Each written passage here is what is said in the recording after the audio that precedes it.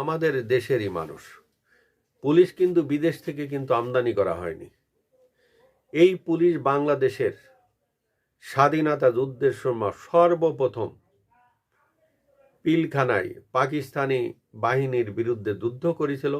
অনেক পুলিশ শহীদ হয়েছিল এবং তারা সর্বপ্রথম পাকিস্তানি বাহিনীর বিরুদ্ধে অস্ত্র হাতে তুলে নিয়েছিল।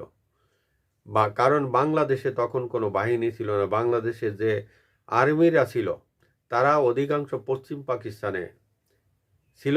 কারণ তৎকালীন পাকিস্তান সরকার জানতো যে এরা বিদ্রোহ ঘোষণা করতে পারে, যার কারণে এদেরকে পাকিস্তানে নিয়ে সবাইকে নজরদারিতে রাখিছিল। এমনকি আমাদের সাবেক প্রেসিডেন্ট ইরশাদ সাহেব, আমাদের সাবেক প্রেসিডেন্ট জিয়াউর রহমান সাহেব, উনরাও পাকিস্তানে আটকা পড়েছিলেন।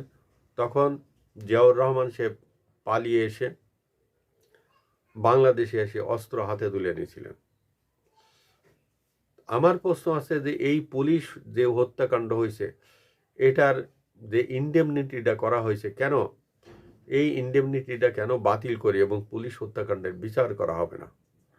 আমরা দেখেছি হবিগঞ্জের বানিয়াচং থানায়, সেখানে সব পুলিশকে ছেড়ে দেওয়া হয়েছে, কিন্তু একজন সংখ্যালঘু পুলিশ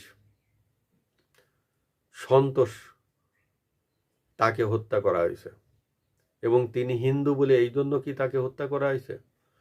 তখন যে আর্মিরা ডিউটি করেছিল তারা সন্তোষকে এই বিপ্লবীদের হাতে ছেড়ে দিছে, এই আন্দোলনকারীদের হাতে ছেড়ে দিছে, ছেড়ে দিয়ে সব পুলিশকে নিয়ে আসছে। তাহলে হিন্দু পুলিশ বলে কি তার কোনো জীবনের নিরাপত্তা নাই? এবং একজন কথিত জুলাই যোদ্ধা মেহেদি, সে এই থানার ভিতরে বসে পড়ে বুক ফুলায় বলিছে সন্তোষকে আমরাই মারিছি, আমরাই এখানে ধুলাই পিটাইছিলাম, আমরাই জ্বালিয়ে দিছি।